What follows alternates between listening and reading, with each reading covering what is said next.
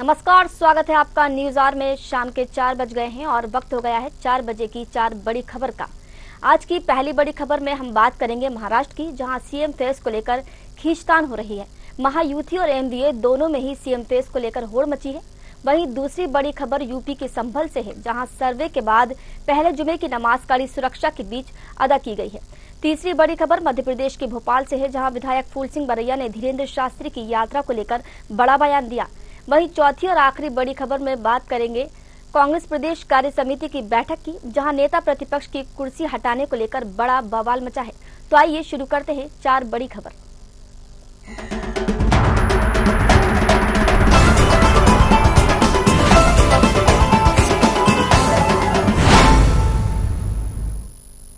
विधानसभा चुनाव के नतीजों से एक दिन पहले महाराष्ट्र में नए सीएम को लेकर प्रेशर पॉलिटिक्स शुरू हो गई है।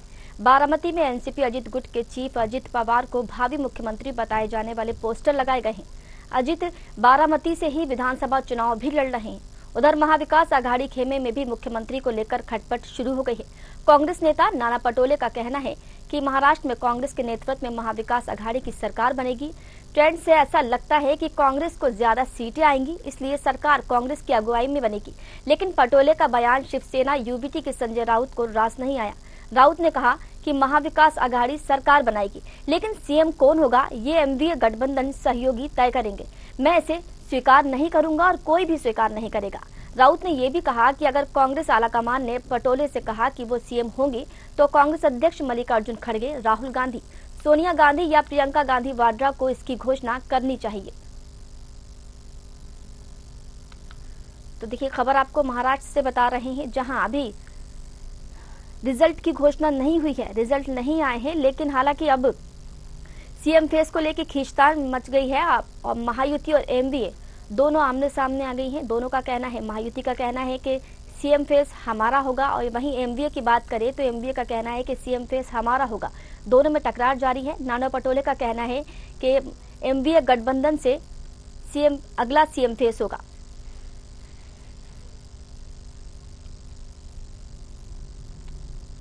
तो खबर आपको महाराष्ट्र से बता रहे हैं, जहां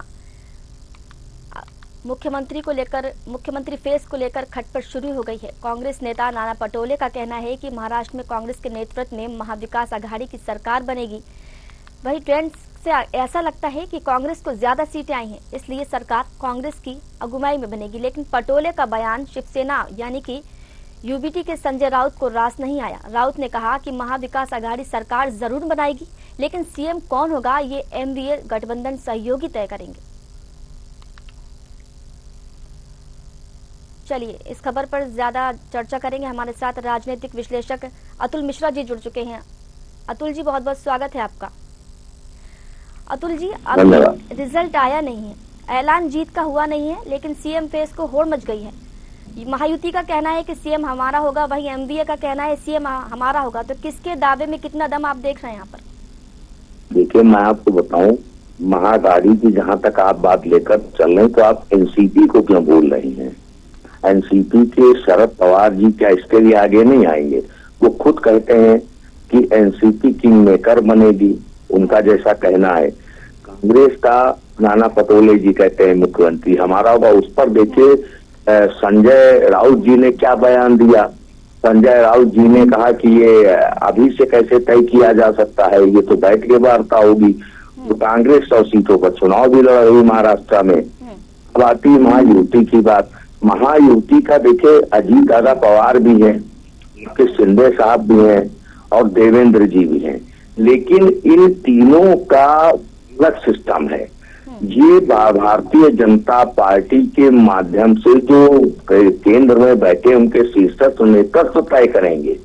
लेकिन यहाँ पर स्थिति ये बनी हुई है कि नाना पटोले जी अपने को कांग्रेस का बड़ा नेता मान रहे हैं, केंद्र का जो शीर्षस्थ नेता उसको कहीं ना कहीं डाउन कर रहे हैं। अखिलेश यादव जी, अगर उन्होंने जो अपने मोहम्मदन कैंडिडेट उठाए हैं मुस्लिम क्षेत्रों में, अगर उनके सभी कैंडिडेट जीत कर आ सकते हैं, तो वो भी कहीं ना कहीं अपनी शब्द को रखेंगे। तो ये जो मलाई है, सत्ता की मलाई, इसको हर व्यक्ति खाना चाहता है। इन किन प्रकारों वो ये चाहेंगे कि मुख्यमंत्री हमारा बने, तो महाराष्ट्र को आप जानते हैं कि कौन सी कैपिटल कही जाती है, तो उसका फायदा हर व्यक्ति उठाने की कोशिश करेगा। लेकिन जहां तक मैं समझता हूँ कि भी तो जैसा आप लोग ने दिखाया, एग्जिट पोल आया, सब कुछ आया, उस एग्जिट पोल के हिसाब से तो महाअघाड़ी की सरकार अभी आना बड़ा मुश्किल है। जनता की क्या ओपिनियन है, ये जनता ने वोटिंग के समय दिखा दिया, वोटिंग परसेंटेज के समय दिखा दिया।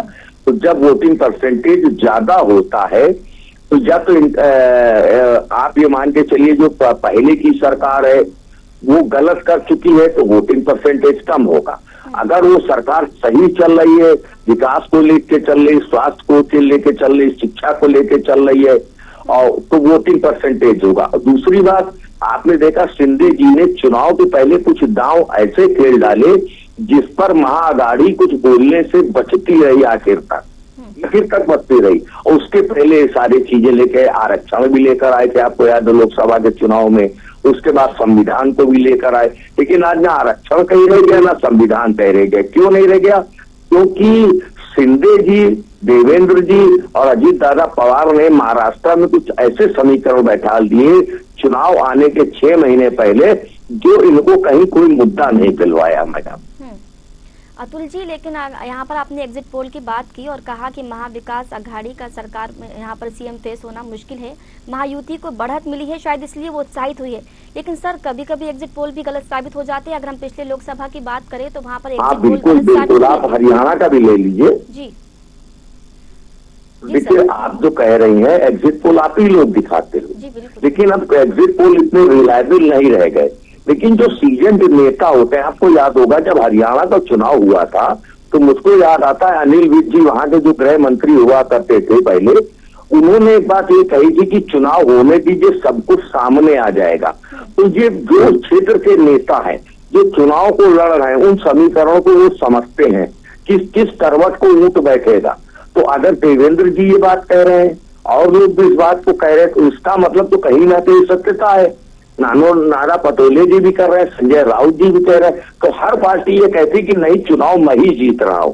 लेकिन चुनाव जनता जीतती है मैडम, नेता नहीं जीतता है।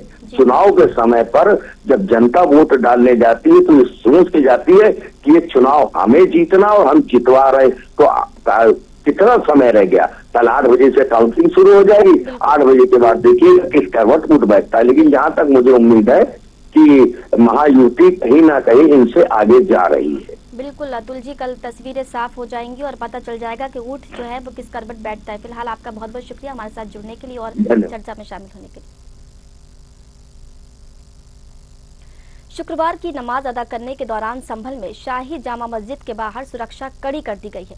वरिष्ठ अधिवक्ता विष्णु शंकर जैन द्वारा संभल के सिविल जज की अदालत में मस्जिद के मंदिर होने का दावा करने वाली याचिका दायर करने के बाद 19 नवंबर को स्थानीय पुलिस और मस्जिद की प्रबंधन समिति के सदस्यों की मौजूदगी में एक सर्वेक्षण किया गया। सर्वे के बाद शुक्रवार को संभल की जामा मस्जिद में पहला जुमा था। 1600 से ज्यादा जवानों की सुरक्षा में नमाज अदा कराई गई। संभल से सपा सांसद जियाउर रहमान बर्क जामा मस्जिद में नमाज अदा करने पहुंचे। आमतौर पर जुमे के दिन यहां पर 400 से 500 लोग नमाज अदा करने के लिए पहुंचते थे, लेकिन 19 नवंबर को हुए सर्वे के बाद शुक्रवार को यहां 3000 से ज्यादा लोग नमाज अदा करने पहुंचे। भारी भीड़ के चलते मस्जिद का गेट बंद करना पड़ा। ऐलान किया गया कि दूसरी मस्जिद में जाकर नमाज पढ़े। दरअसल काशी और मथुरा के बाद संभल की शाही जामा मस्जिद चर्चा में ही। हिंदू पक्ष का दावा है कि ये जगह पहले श्री हरिहर मंदिर हुआ करता था, जिसे बाबर ने 1529 में तुड़वाकर मस्जिद बनवा दिया। मस्जिद के अंदर शिवलिंग होने का भी दावा किया गया है। आज शांतिपूर्वक तरीके से नमाज संपन्न हुई है।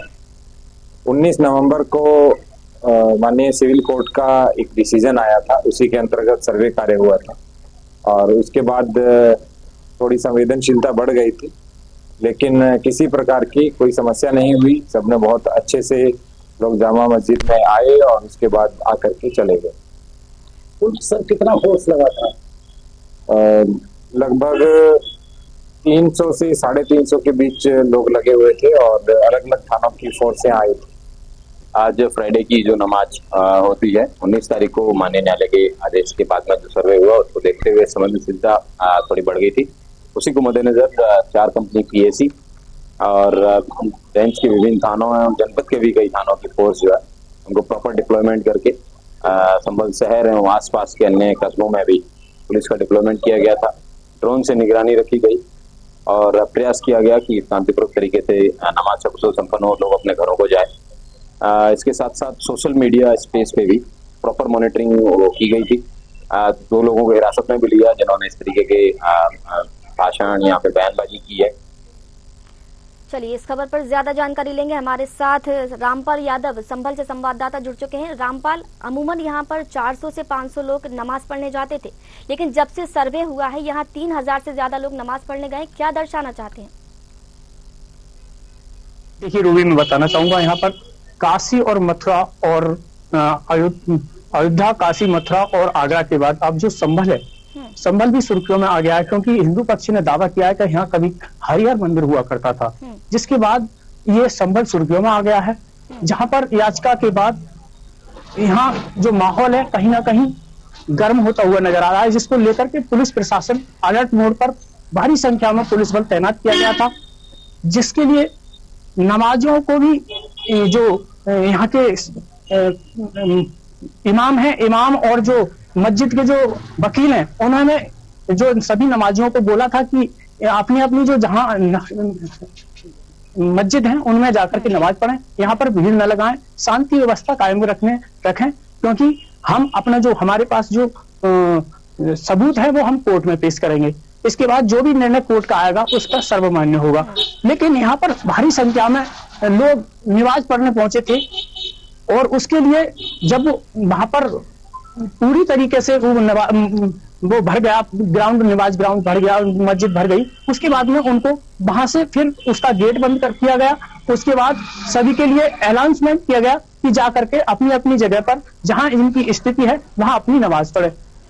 इसके बाद अब सांसद का एक नया बयान निकल के सामने आया है। सांसद ने जो प्रशासन है और जो कोर्ट है उस पर सवालिया निशान खड़े हैं, विरोध जताया है कि इतनी जल्दी क्या थी, हमें भी नोटिस जारी करना चाहिए था, और उस पर तमाम जो प्रक्रिया है अपने उन्हें सवालिया निशान खड़े करे हैं। उन्होंने आगे कोर्ट में जाने की बात की है। रामपाल, अगर जुमे की नमाज की बात करें तो शांति से नमाज अदा हो गई या कुछ बवाल भी देखने को मिला? जी बिल्कुल रूबी, मैं बताना चाहूंगा यहाँ पर पुलिस फोर्स, ARF और PSC बल काफी संख्या में चाक चौबंद कर दिया गया था, जिसके जरिए कुछ लोगों को चिन्हित करके नामजद भी किया गया था और करीब 300 से करीब 350 के करीब पुलिसकर्मी यहाँ पर तैनात किए गए थे। PSC बल भारी संख्या में तैनात किया गया था। मस्जिद के चारों तरफ छाबी तब्दील कर गई थी। इसके बाद सांसद ने जरूर विरोध किया है, लेकिन हालांकि नमाज संपूर्ण मतलब शांतिपूर्वक से संपूर्ण हो गई है। ये पहला जुमा था, याचिका दायर होने के बाद ये पहला जुमा था, इसलिए लोग ज्यादा संख्या में यहाँ पहुंचे थे। जी रूबी, यहाँ पर हिंदू पक्ष ने ये दावा भी किया है रामपाल के हरिहर मंदिर होने के, यहाँ पर उन्होंने शिवलिंग होने की बात कही है, तो इनके दावे में कितनी सत्यता यहाँ पर आप देख रहे हैं? देखिए, आपको जो कोर्ट होगा, कोर्ट का सर्वमान्य निर्णय जो आएगा कोर्ट का, वो अगली 29 तारीख रखी गई है। शायद उसमें कुछ निकल के आ गया। ये प्राथमिक सर्वे था, जो पहला सर्वे था, उसमें जो उसकी वीडियोग्राफी की जो मांग की गई थी वो उसकी पूरी गई थी। जो हिंदू पक्ष ने ये कहा है कि हमें भी इसमें पूजा करने की इजाजत दी जाए, क्योंकि यहाँ कभी हरिहर मंदिर हुआ करता था। जी रूबी, मुस्लिम धर्मावलंबियों की यहाँ पर बात करें तो उनका क्या कुछ कहना है इस मामले पर? जी, अगर हम मुस्लिम धर्मावलंबी की बात करें तो उनका क्या कुछ कहना है? देखिए, मुस्लिम धर्मगुरुओं का और जो मुस्लिम पक्ष के जो लोग हैं तो उनका साफ तौर पर कहना है कि यहाँ मस्जिद थी और मस्जिद है और मस्जिद रहेगी।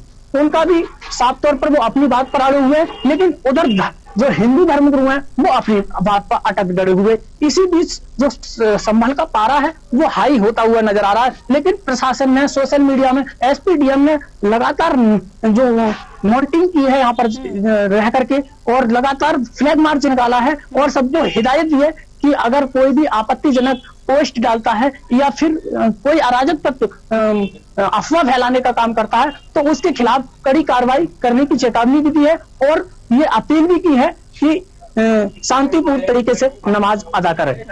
तो उसको देखते हुए नमाज हालांकि शांतिपूर्वक हो चुकी है। अब आगे का माहौल, अभी तक फिलहाल जो माहौल है वो शांतिपूर्वक बना हुआ है। कोई किसी तरह की कोई अफवाह पर किसी ने नजर नहीं डाली है। लेकिन अब तक जो माहौल है, आगे जो माहौल होगा वो देखने वाला होगा कि क्या अब इसमें निर्णय निकालने का सामने आते हैं। आप नजर बनाए रखिए मामले पर और जो भी अपडेट है हम तक जरूर पहुंचाइए। फिलहाल आपका शुक्रिया हमसे जुड़ने के लिए।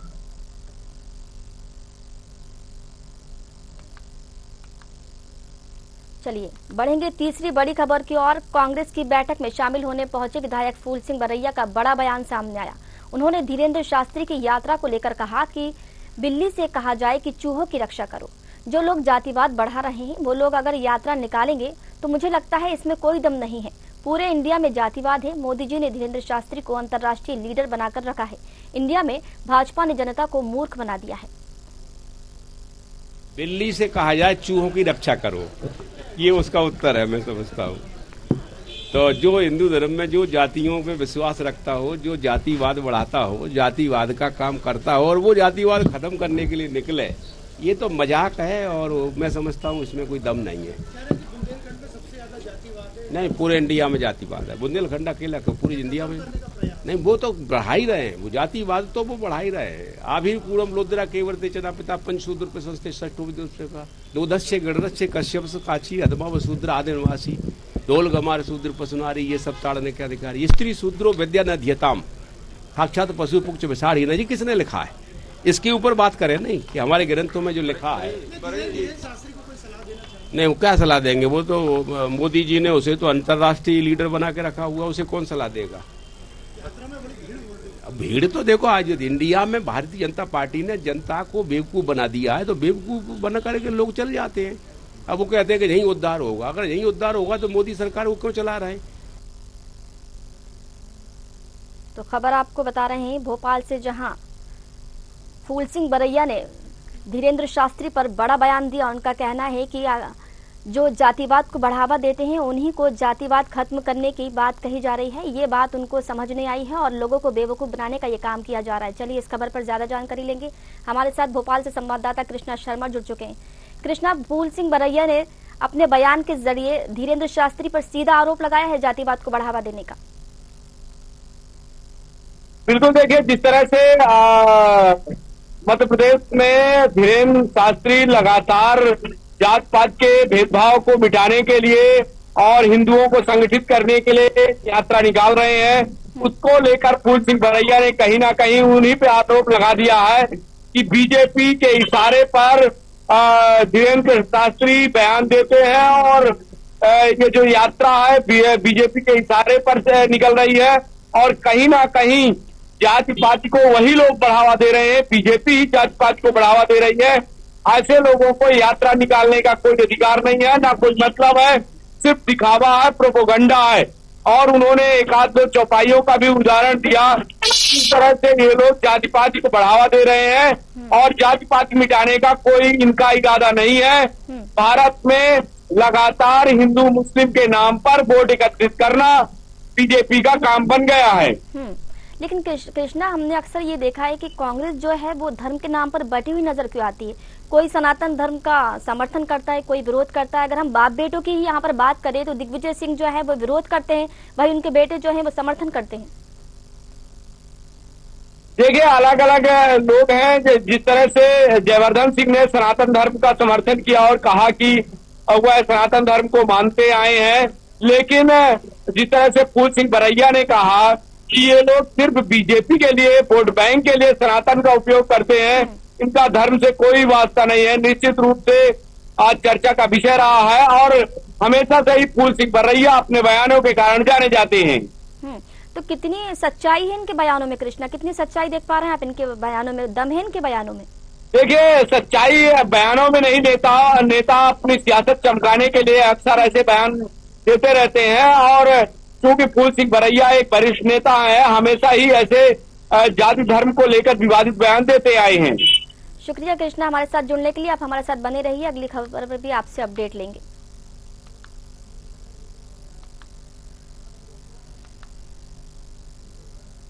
चलिए चौथी और आखिरी बड़ी खबर में भी बात करेंगे भोपाल की, जहां गुरुवार को कांग्रेस प्रदेश कार्य समिति की बैठक का दूसरा दिन है। बैठक में प्रदेश के सभी जिलों से आए पदाधिकारी और नवनियुक्त कार्यकारिणी के सदस्य शामिल हुए। इस दौरान बैठक से नेता प्रतिपक्ष उमंग सिंघार की कुर्सी हटाए जाने और बैठक के बीच से प्रदेश अध्यक्ष पटवारी के बाहर जाने पर बवाल मच गया। इधर भाजपा प्रवक्ता नरेंद्र सलूजा ने इस मामले पर तंज कसते हुए कहा कि जीतू के लिए पार्टी और सिंघार के लिए कुर्सी तेल लेने गई है। बता दें कि प्रदेश कार्य समिति की बैठक में नेता प्रतिपक्ष के लगातार दूसरे दिन गायब रहने को लेकर राजनीतिक गलियारों में कई कयास लगाए जा रहे हैं। चलिए ज्यादा जानकारी लेंगे, हमारे साथ संवाददाता कृष्णा शर्मा लगातार जुड़े हुए। कृष्णा, जब पहली मीटिंग हुई थी कल तो ये कहा गया था, जब नेता नदारद मिले थे तो कहा गया था दूसरे दिन मीटिंग में शामिल होंगे, लेकिन मीटिंग से खुद नेता प्रतिपक्ष ही नदारद रहे। क्या कुछ दर्शाता है, क्या वाकई अंतरकलह चल रही है कांग्रेस में? बिल्कुल, देखिए पार्टी का एजेंडा अलग अलग नेताओं के लिए अलग अलग नहीं रहता है और एक ही एजेंडे पर काम करना होता है, लेकिन जिस तरह से जीतू पटवारी कार्यकर्ताओं को इकट्ठा करने का काम कर रहे हैं, वहीं जो बड़े नेता हैं उससे अलग लाइन बनाकर चल रहे हैं। आज जिस तरह से पार्टी के कार्यकर्ताओं की, चाहे वो उपाध्यक्ष की हो चाहे सचिव की हो, जो प्रदेश कार्यकारिणी की पहली बैठक है उसमें अपेक्षित नेताओं को बुलाया गया था, लेकिन कहीं ना कहीं पहले तो नेता प्रतिपक्ष उमंग सिंघार की कुर्सी लगाई गई, इसके बाद उसको हटा दी गई। कहीं ना कहीं जो नाम चिट लगा हुआ था कुर्सी में उसको फाड़ के और कुर्सी अलग की गई।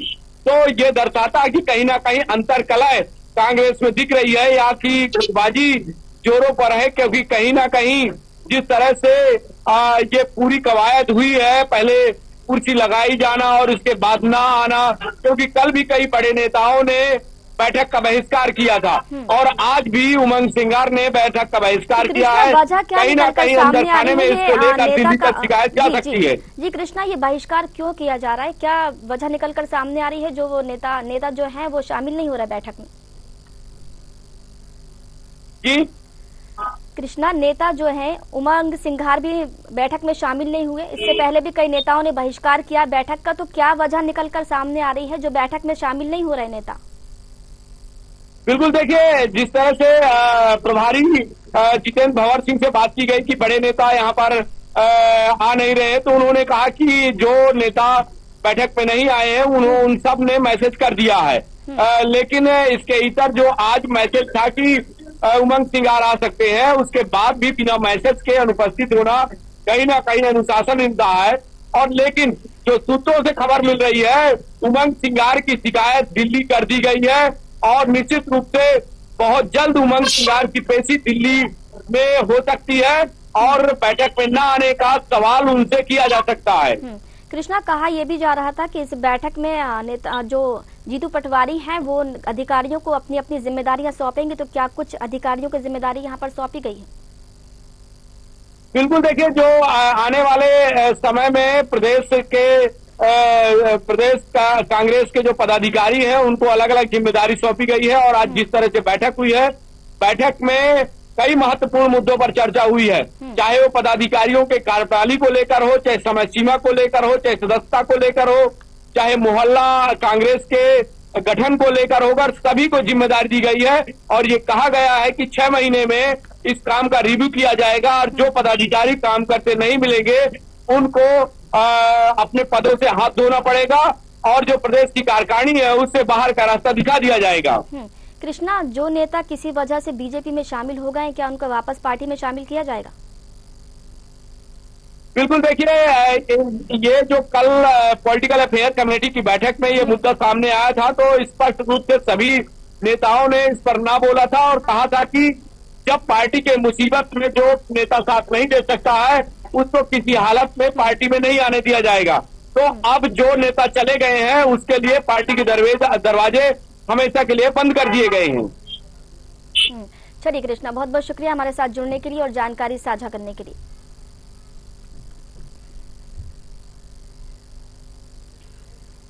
तो ये थी 4 बजे की 4 बड़ी खबर, जहां हमने आपको महाराष्ट्र, उत्तर प्रदेश और मध्य प्रदेश की खबर से रूबरू कराया। कल फिर हाजिर होंगे बड़ी खबरों के साथ, तब तक के लिए मुझे दीजिए इजाजत। नमस्कार।